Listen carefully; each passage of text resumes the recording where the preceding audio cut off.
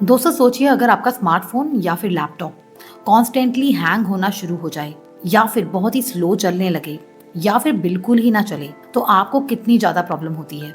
ठीक उसी तरह से अगर आपके नर्व्स प्रॉपरली फंक्शन ना करें तो हमारी बॉडी को बहुत ज़्यादा प्रॉब्लम होती है और हमारी बॉडी का जो पूरा सिस्टम है वो इफेक्ट होना शुरू हो जाता है। तो दोस्तों आज हम डिस्कस करेंगे 3 ऐसे एसेंशियल विटामिन्स जो कि हमारी नर्व्स को हेल्दी और स्ट्रांग रखते हैं। इससे पहले कि हम इन विटामिन्स के बारे में जानें, लेट्स अंडरस्टैंड कि नर्व वीकनेस एक्चुअल में होता क्या है और ये हमारी बॉडी को और हमारी डेली लाइफ को किस तरह से इफेक्ट करता है।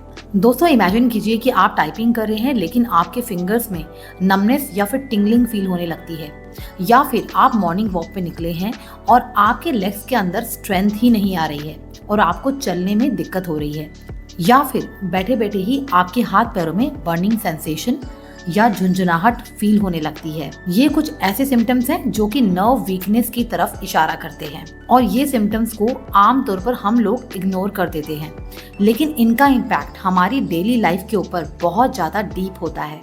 फॉर एग्जाम्पल, अगर आपका सिंपल टास्क जैसे कि कोई बटन लगाना, स्विच ऑन करना या कोई ऑब्जेक्ट उठाना, इस तरह की चीजों में भी आपको मुश्किल आने लगे तो आपको कितनी दिक्कत हो सकती है। तो इनमें से अगर आपको कोई भी सिम्टम है तो आप ये विटामिन्स जो मैं बताने जा रही हूँ ये लेना शुरू कर सकते हैं। चलिए जानते हैं इन विटामिन्स के बारे में और समझते हैं कि कैसे ये हमारे पूरे नर्वस सिस्टम को और हमारी नसों को सपोर्ट करते हैं। तो यहाँ पे हम सबसे पहले बात करेंगे विटामिन B12 की, जो कि नर्व्स की हेल्थ के लिए एक्सट्रीमली वाइटल है।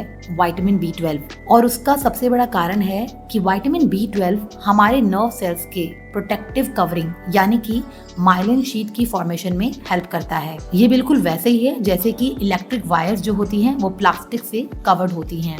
ठीक उसी तरह से हमारे नर्व फाइबर्स के ऊपर माइलिन शीट का एक प्रोटेक्टिव कवरिंग होता है जो कि इसको अलग अलग तरह की प्रॉब्लम से सेफ रखता है। दोस्तों विटामिन B12 की डेफिशिएंसी से आपको एनीमिया हो सकता है, सिवियर नर्व डैमेज और यहाँ तक कि मेमोरी या फिर मूड इश्यूज भी हो सकते हैं।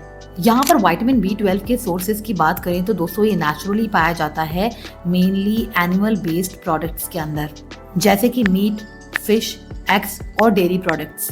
यहाँ पर आमतौर पर वेजिटेरियन लोगों को ये रेकमेंड किया जाता है कि उन्हें जब भी विटामिन B12 का सप्लीमेंट लेना है तो वो मिथाइलोबैलेमिन यानी कि active form of vitamin B12 ही लें, जो कि हमारे रेड ब्लड सेल्स के निर्माण में, DNA सिंथेसिस में और नर्वस सिस्टम की हेल्थ के लिए हाईली इंपॉर्टेंट है। विटामिन B12 के अलावा दूसरा सबसे इम्पोर्टेंट विटामिन है विटामिन B1, जिसे थायमिन कहा जाता है, और ये हमारे एनर्जी मेटाबॉलिज्म के लिए और नर्व सिग्नल ट्रांसमिशन के लिए बहुत इंपॉर्टेंट माना गया है। Generally vitamin B1 fish, chicken, beans, lentils, green peas, soybean जैसे प्रोडक्ट्स में पाया जाता है।